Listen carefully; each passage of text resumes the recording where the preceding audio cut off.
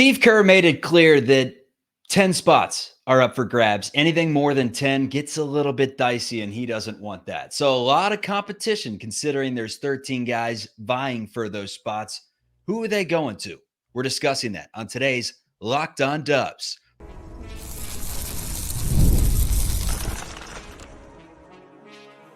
You are Locked On Warriors, your daily Golden State Warriors podcast. Part of the Locked On Podcast Network, your team every day. What is the good word, everyone? Thanks for spending some time with us and making Locked On Warriors your first listen of every day. Part of the Locked On Podcast Network, your team every day. We are free and available wherever you get the audio podcasts. You can also watch some video on YouTube. Come sit, stay with us for a while. Keep your eyes on the road and subscribe at all times. Today's episode is brought to you by FanDuel. You can start the season with a big return on FanDuel. Place your first $5 bet. You'll get $200 in bonus bets. That is guaranteed. Visit FanDuel.com to get started. My name is Charlie Walter, formerly at KPIX, which is CBS News Bay Area. Covered the Warriors there. Saw their championship run in 21-22. Also covered the team for 95.7 The Game. And a stalwart now on Locked On Warriors and a former co-host of mine on 95.7 The Game is Matt Kolsky. We are talking today about a few things, specifically revolving around the rotation. What does Steve Kerr want from this unit in a perfect world? Because we've heard he wants top 5 defense. We've heard he wants a very good transition team. We've heard he wants a team that shoots and makes a lot of threes. Can he get the best of both worlds? And can we squeeze this rotation down to 10 ourselves? Or are we going to have to wait the entire preseason and then some more to figure this thing out? But let's discuss it, man. How we doing tonight? Let's talk some Warriors basketball ahead of their Wednesday night game against the Sacramento Kings at at Golden One Center. I'm excited for this because I don't think this is an easy exercise. And you know, we're going to give out we're going to make some decisions. We're going to make difficult decisions on today's show. Get ready, ladies and gentlemen.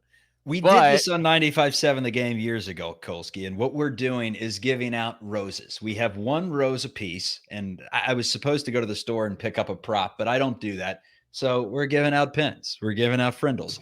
And what I am going to do is I'm going to play the music. I'm not going to be Chris Hansen or whoever hosts the show, not Chris Hansen, whoever hosts the show nowadays. I don't know who it is. Is it Emmanuel Acho nowadays? I don't even know. But anyways, we're going to get the music going.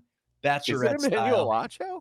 I don't even know anymore. All I know is I don't watch it. I just like the rose. You like the ceremony concept, yeah, for the exercise where 5 dudes are standing on a stage in a full uniform, and one of them's getting our rose to see what our 10-man rotation is. Because here's the deal.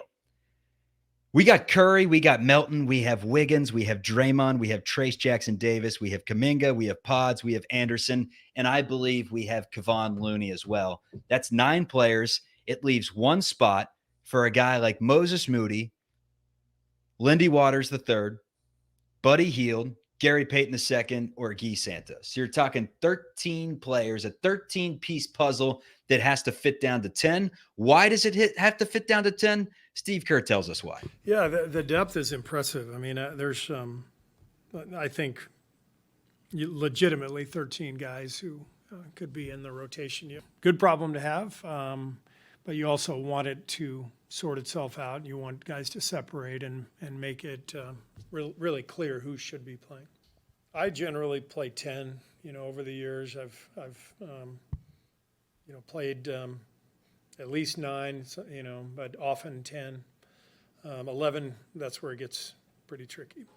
If guys separate themselves, like say Steph did in year 4 of his career, then that's where you start seeing 35 minutes. But you can go back and look. Took Steph 4 years, and that was after 3 years of college, right? So, there's nothing, there's nothing guaranteed. It's just you separate yourself from the group, and you make it impossible for the coach to not play you. That's the only way to do it. It's as simple as that, Kolsky. Become the greatest shooter of all time and a Hall of Famer, and you'll get 35 minutes per game. Otherwise, don't even think about it. But, man, something struck me in our last time we talked together, you compared this team to like a shopping cart roster, like a bunch of dudes just in the cart right now. They may even have a website like, come get a Dubs guy, Dubs dudes for sale. Mike Dunleavy, when this is all said and done, is either going to look like a genius or a jackass and nothing in between, because it is. I want to know from like other NBA fans that are watching this show, have you ever seen a hodgepodge, and not just like bad hodgepodge, very just solid 6 through 13, 6 through 12, to where there are going to be some very, very difficult decisions to make? Have you seen anything like this, at least in your time covering the Warriors? Yeah, I mean, it really does kind of look like that strength in numbers team the first time. I mean, obviously, in retrospect, it had 3 Hall of Famers and Andrew Bogut and like a lot of things that make up a champion. At the time, it had 2 young all-stars, in Steph and Clay, but I don't think nobody knew what the top of the roster was, really. But we knew what the bottom of the roster was, and it was awfully good. That's why strength in numbers was the mantra. And I mean, we could pull it up. I don't know who the 13th guy was. I think it was only 12 guys on a roster at that point, or 12 active anyway. But, you're talking about guys like Maurice Spates, Leandro Barbosa. Now, as we now know, this roster doesn't quite have what that one did at the top. But I would say Steph is just as good, if not better. Draymond is, if not quite as physically, not in the same physical shape, he's that much smarter. So might be close. The question is, can you get from the Wiggins Kuminga collective something approximating a third star?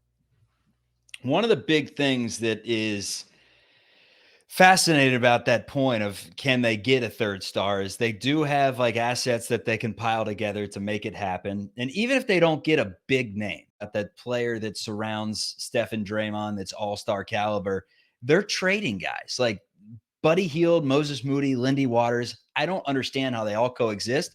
They're too good to, just go an entire homestand without seeing a minute. I think they're too good of players. So even if it's trading to just balance payroll, or if it's trading to get some second rounders, I think at some point one of those players is getting traded. I think it's imminent. That's just me, though. The question is, what does Steve Kerr value most? Is it the defense he talked about, that he wants to be top 5 in the league?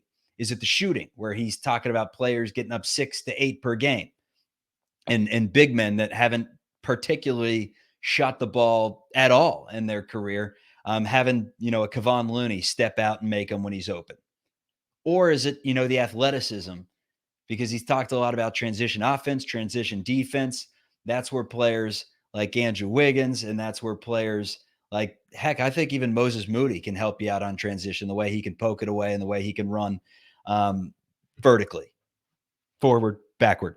So with that being said, like, what does he value most? I want to take a look at the numbers. I want to take a look at the numbers. I want to figure out how this thing is going to work this season. Think of me, Kolsky, is Ben Stiller from Along Came Polly. I'm like risk management right now. I'm just looking at the numbers. I'm not even going to use my eyeballs. I am making a decision for my rows based off what the numbers tell me. And here is a tease that is not an easy choice whatsoever, because it is very close. The rose ceremony. We've teased it. We get to it. Coming up on Locked On Warriors. Cue the music.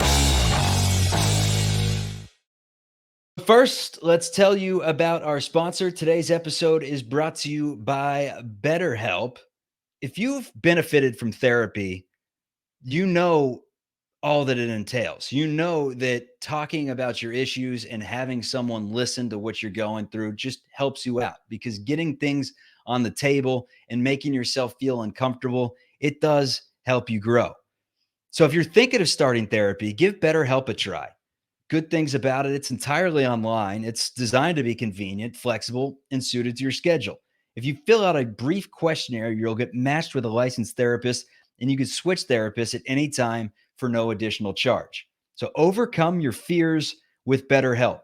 Visit betterhelp.com/lockedonnba to get 10% off your first month. That is BetterHelp, HELP.com/LockedOnNBA to get started. All right, man, you ready for this rose ceremony? We've teased it. I'm a little concerned about your commitment to the bit here. It may have gone too far. This is what I do.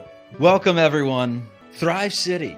We're standing on those, what do you call them? Those columns right there outside of the stadium. We have 5 guys lined up in full uniform, vying for the final spot in the Golden State Warriors preseason 10-man roster. Sure, this is completely irrelevant because everything is going to be determined by what happens over the next couple of weeks and into the season as well.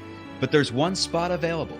Moses Moody, Lindy Waters, Buddy Hield, Gary Payton II, and Guy Santos.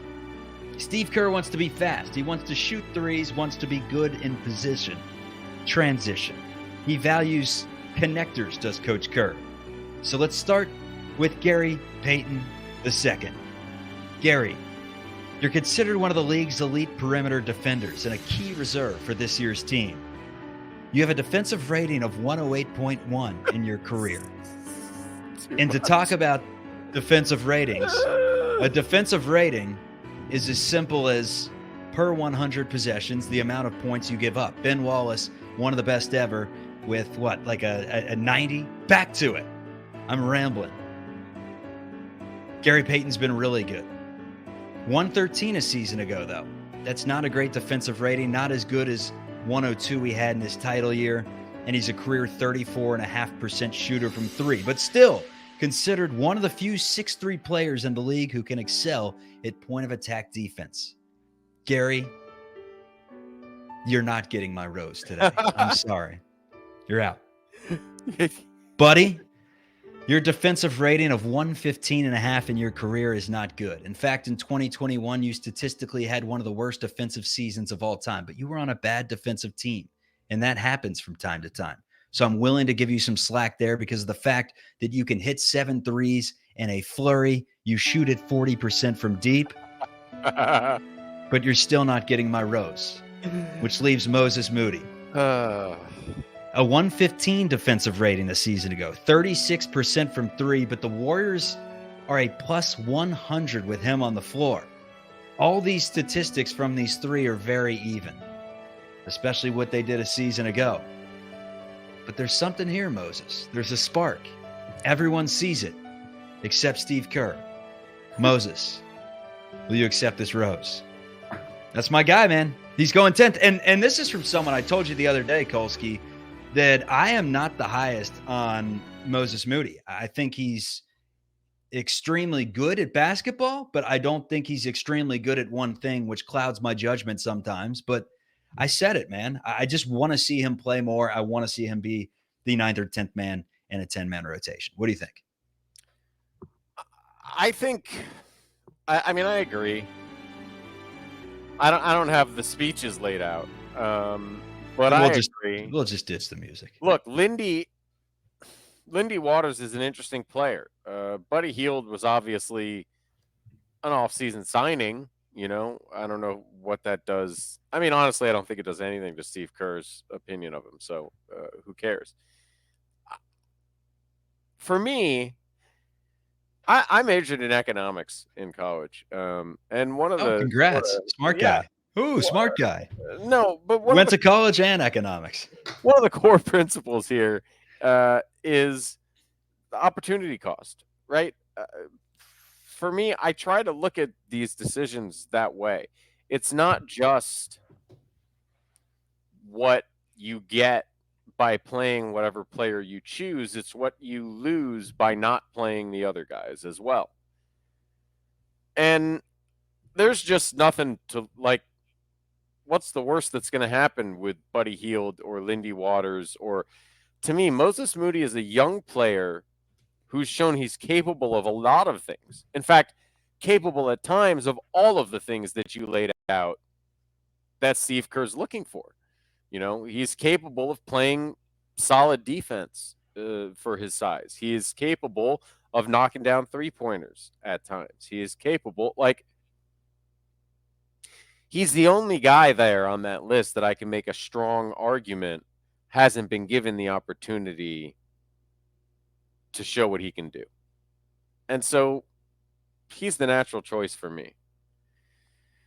That being said, I think in the real world, there's no answer to this. Let's wait There and really see. isn't. It's an exercise, Kolsky. It's why I do this. No, I no, make but people listen with the music, and then we hold on. prove a point. I'm not. I get your exercise, Chuck. I'm saying it's not just a wait and see. There's never an answer to this. The answer to this is who's hurt. The answer to this is who plays well once the season begins. The answer to this is, do we need a little extra 3-point shooting juice in the matchup tonight? Buddy Hield is playing. You know what I mean? So Steve Kerr says it would be nice if guys separated and it was an easy decision. That's not going to happen. Like, we know, Buddy Hield and Gary Payton II are well-established NBA basketball players. They're very different. Sometimes the situation will call for one, sometimes the other, and sometimes neither, right? But, like, you can't tell me, Steve Kerr, that you're going to be able to pick a solid 10 and never feel like, tonight I might rather have Gary Payton than Buddy Hield running around trying to play defense on Damian Lillard or whoever, right? So I just don't think it would be great, again, if guys separated, and the guy who has the best opportunity to separate in my mind is Moody or Waters, I guess, because since we haven't seen much of him. But I don't know. I don't think it's going to be that easy. I think it's going to be different decisions night to night all year long until either there's a trade or one of those guys starts being undeniable, which I don't see happening anytime soon. So, in short, we wait and see somewhat. We wait and see what the players do, and then we make our decision on who gets the rose. And you're right, man. Like a 10-man rotation, that's in a given game, right? That's not over the course of a season. We saw the 21-22 team. The reason we brought out this exercise then is because it was the exact same issue, right? We were trying to give Kuminga a rose that season, and he didn't get much PT at all during that playoff run. So we were about the only ones who gave it to him. Yeah. And that's the other thing, all of these, so much of this depends on the success of the team as well. If they're winning games by 20, all of a sudden, like, more guys are getting opportunities. I promise you that. They're going to do everything they can to save Steph and Draymond in particular over the course of the season. But if they're in battles every night, the rotation's going to shorten, and it might be 8 or 9 guys, and none of those dudes that we're talking about are going to see the floor. So this is just a year of variables for the Golden State Warriors, and we better get used to it. Here's the thing with Buddy Hield coming in. It made sense because you're essentially getting a free player, right? In that sign and trade, he's one of the pieces that comes back. You get him at a very friendly contract, whether he's on your team or whether you're sending him elsewhere that needs that shooting more than you. Everyone needs the shooting, but it's like $8 million a year, and there are options there. So with Buddy, it was a little more confusing though. Not with Melton. 26 years old is Melton, prove it contract. You could extend him. He could be a big part of the future. Does all those 3 things well, defends, shoots, and gets out in transition, which is how Steve Kerr wants to play. So that made a ton of sense. And Buddy would make sense if you needed Buddy specifically. But doesn't Moses play the same position and kind of bring, maybe not the volume and the capabilities of getting nuclear like Buddy Hield, but he brings you enough of that point to where it just didn't make a ton of sense from a needs standpoint to bring him in. But I guess the saying goes, you can never have too much shooting, right? There's that, but there's also basketball needs, and then there's front office roster needs. And I think you did a good job of describing why Buddy Hield really fits as a front office roster need. That contract with a player that is likely useful to a number of different teams around the league just by virtue of being a knockdown three-point shooter. If Buddy Hield is nothing more than a trade chip and Moses Moody insurance, it's still worth it, right? Yeah. No doubt about it. I think that also is why I lean Moody is like he has a specific skill, and if you need that skill on a given night, fair enough. But he is the least Warriors-y of all the guys who might earn playing time here. Coming up, we are talking about the defense and the offense balancing act right now because Steve Kerr threw out a starting lineup that consisted of Jonathan Kuminga, Draymond Green, and Trace Jackson Davis. It didn't look great, but he loves the possibility of those three coming together and having a very good defensive core. So how does he do the balancing act? We're discussing that on the Locked On Warriors. This episode's brought to you by FanDuel. Hey, NFL fans, you could start the season with a big return on FanDuel, America's #1 sportsbook. So when you get a hunch in the middle of the game, you check out the latest stats, view live play-by-play, and you could do it all on the same page where you place your bets. It's interactive. You'll get started with $200 in bonus bets. That is guaranteed when you place your first $5 bet. That's FanDuel.com. Looking around the NBA, Kolsky, I've talked about the Western Conference. I've talked about the Eastern. I've talked about just about everything. But here's an interesting prop bet. It's the Western Conference #1 seed in the 2024-2025 playoffs. Who's going to win the most games in the Western Conference? Not an NBA championship, but who's winning the most games? The Thunder at +135, the Timberwolves at +550. So they think the Thunder are a big-time favorite to win the most games. And then it's the Nuggets at +700, the Mavericks at +750. You got to go down to number 10, where the Golden State Warriors sit at +2,800. If you like that bet, make it on FanDuel.com. All right, so offensively, it was not a thing of beauty for the Golden State Warriors in their game in Hawaii against the Los Angeles Clippers on Saturday. They shot it in the 30s from the floor. They shot it in the 20s from deep. Final number was what, like 11 of 50 or something? Not very good. Let's put it that way.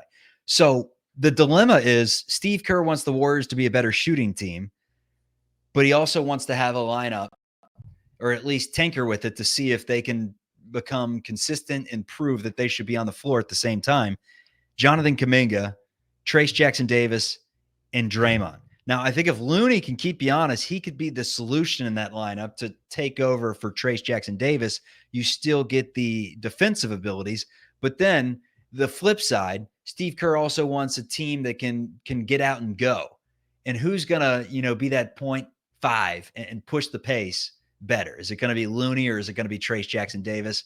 It's not a question. The answer is Trace Jackson Davis. Yeah, Looney not known for speed. That being said, you don't need your center to run with you every time. He can trail the play if he's Kevon Looney. I think the obvious appeal of the starting lineup they went with is that transition offense and defense. There's no reason that shouldn't be an excellent transition defensive team as well. I think Steve Kerr feels like of all the potential issues, the one that caused them to fall behind early so much last year was transition play. That said, the spacing issues are very obvious because Melton is all right as a shooter, but he's no Klay Thompson either. He's no Buddy Hield for that matter. I'm not sure he's Moses Moody out there. So I don't know. Putting Wiggins in there, if Wiggins can knock down some threes, helps you a little bit, assuming Kuminga is just a perpetual 35% three-point shooter, but it still doesn't help you that much. I mean, no, and Wiggins is not, again, like Wiggins has had some good shooting stretches as a Warrior, but it's not like his career is that much better than Kuminga's 35%. Also, does Kuminga shoot it better from three this year? I didn't like the threes he took in the first preseason game. They were all kind of stagnant. But if he's really only taking good threes and rhythm threes, could his percentage go up? We'll see. fundamentally, it's hard to imagine a world where that 3-4-5 of Kuminga, Draymond, and Trace is able to really stretch the floor. Now, if they move and Melton hits his shots and Steph is Steph, that may nevertheless work. You may be able to run an effective offense, but it does not meet Steve Kerr's stated goal of being a high volume 3-point shooting lineup combination. Maybe he's okay with that to start the game, and maybe the volume comes from Steph Curry just letting threes fly. But that sounds like a lineup that right now would have a little bit of trouble scoring in the half court, doesn't it? It would seem that way.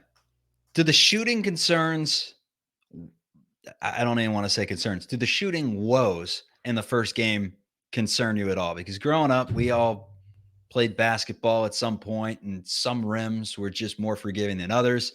Some backdrops, gyms, whatever it may be. Yeah, the Like Rainbow that was Warriors have notoriously hard rims down there. Oh, trust me, I bet on some overs in the WAC, man. I bet on some overs with the Rainbow Warriors. Hey, when you're in California, sometimes you need those WAC games to, first of all, keep you up, and second of all, recover from a long day of betting. Yeah, it's called the escape play, the Hawaii game. You know, when you've lost every single bet, you're 0-9, and you need a play on FanDuel. You're just like, all right, what's the over under in the Hawaii game? Points, baby, and you don't get them because sometimes the backdrop's tough, and you're in a new environment. You're on a work trip, but vacation at the same time. Does that concern you at all? The fact that they shot it terribly, and they're supposed to be a good shooting team. No, not at all. I think I would for the guys. First of all, they didn't all shoot it terribly. Lindy Waters was hot. Yeah, he was second of all, for the guys who have reportedly spent all summer improving their shot, it would be nice to see some reflection of that at some point in the preseason, but it's not a high priority. Nothing in the preseason is a high priority other than don't get hurt, right? If the Warriors finish the preseason playing like garbage but uninjured, my opinion of them will not have changed very much. Okay. It'd be nice. Golden rule. Yeah. I mean, it'd be nice if people started separating themselves. But even if you do separate yourselves in the preseason, if you're getting, 18 minutes and someone else is getting 10, how can you really make that judgment? So it's tough, man. Well, listen, I'll say this. They're doing the work. They're doing the work behind the scenes, right? That's where the real work's going down. Yes, and none of this matters. And sometimes there are ulterior motives in terms of what the coaches are trying to see or do or look at in a preseason game, right? It's not about the victory or making sure Steph Curry gets going, right? It's not about the things that the regular season is about. There's just you would like to see it because everyone has acknowledged how important it is to start this year strong. Am I going to tell you they can't? I believe the Celtics were over last preseason. So preseason record has nothing to do with it. But would I like to see maybe Moses Moody continue to play at a high level? Like, I'll put it this way. I think Lindy Waters can have a whole preseason like that, and he's not going to start the season as part of that 10-man rotation because there's too many dudes ahead of him. Right? But why? If you prove it on the floor and you're proving it behind the scenes in practice too, and you're in a new setting, and Dunleavy said that he brought him in to play right away. He's got experience for the Thunder, fits the system so well. Why can't he play over someone like Buddy Hield and over someone like throw out another name, Santos or whoever may be in that spot ahead of him, especially on load management nights? Well, that's different. I'm not saying he can't get minutes. I'm saying he's not going to be part of that initial top 10. I don't think preseason game stats can do the amount of work he'd have to do to get ahead of Hield and Moody in particular. But even Guy Santos has like 4 years of Steve Kerr loving his work ethic and like watching Loves him his develop. cuts. He says he loves the way he Yeah, cuts. and I mean, frankly, they're not playing the same position for the most part, so that's probably not an issue. But like the wing depth is already substantial. Hield and Moody have to be ahead of him as far as I can tell. I'm not saying he can't get there. I'm not saying if he has a few regular season performances where he hits a few threes and other guys aren't going as well, like that can happen over the course of the season. I just don't know that preseason game stats can make as much difference as we might want them to. Yeah, I'm not talking about game stats. I'm more so talking about behind the scenes. If he's dominating and shooting at that level and defending at a high level in practice, you would hope that throw out tenure, throw out what they've done in the league to this point. You would hope that it's like, all right, maybe he's a good fit and he should get some minutes. But That's that's fair. not how everyone operates. I think I'm presuming that's not happening. Like Okay. the idea of Lindy Waters dominating seems far fetched to me. Fair enough. Locked On Warriors, Kings, and Dubs. Gonna go live afterwards. Gonna be a late night show, but we'll get into Let's it. I don't see go. why not. Matt Kolsky, Charlie Walter, Locked On Dubs. Like and subscribe. We're free and available wherever you get your podcasts. See you, everyone. Live.